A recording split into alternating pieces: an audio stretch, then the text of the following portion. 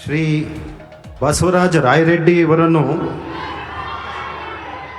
ನೂತನ ಸಚಿವರಾಗಿ ಅಧಿಕಾರ ಪದದ ಮತ್ತು ಗೌಪ್ಯತಾ ಪ್ರಮಾಣ ವಚನವನ್ನು ಸ್ವೀಕರಿಸಲು ವೇದಿಕೆಗೆ ಆಹ್ವಾನಿಸುತ್ತೇನೆ.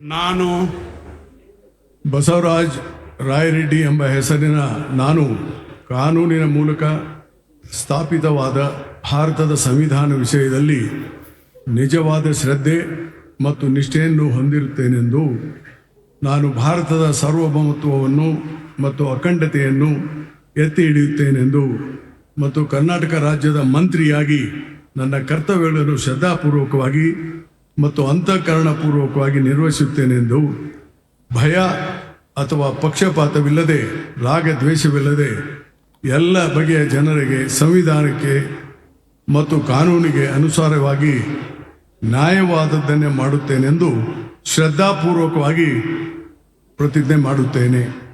ನಾನು ಬಸವರಾಜ ರಾಯರೆಡ್ಡಿ ಎಂಬ ಹೆಸರಿನ ನಾನು ಕರ್ನಾಟಕ ರಾಜ್ಯದ ಮಂತ್ರಿಯಾಗಿ ನನ್ನ ಪರ್ಯಾಲೋಚನೆಗೆ ತರಲಾಗುವ ಅಥವಾ ನನಗೆ ತಿಳಿದು ಬರುವ ಯಾವುದೇ ವಿಷಯವನ್ನು ರಾಜ್ಯದ ಮಂತ್ರಿಯಾಗಿ ನನ್ನ ಕರ್ತವ್ಯಗಳ ಯುಕ್ತ ನಿರ್ವಹಣೆಗೆ ಅಗತ್ಯವಾಗಬಹುದಾದ ಸಂದರ್ಭದಲ್ಲದೆ ಅನ್ಯಥಾ ಯಾರೇ ವ್ಯಕ್ತಿಗೆ ಅಥವಾ ವ್ಯಕ್ತಿಗಳಿಗೆ ಪ್ರತ್ಯಕ್ಷವಾಗಿ ಅಥವಾ ಪರೋಕ್ಷವಾಗಿ ತಿಳಿಸುವುದಿಲ್ಲ ಅಥವಾ ಬಹಿರಂಗಪಡಿಸುವುದಿಲ್ಲ ಎಂದು ಶ್ರದ್ಧಾಪೂರ್ವಕವಾಗಿ ಪ್ರತಿಜ್ಞೆ ಮಾಡುತ್ತೇನೆ.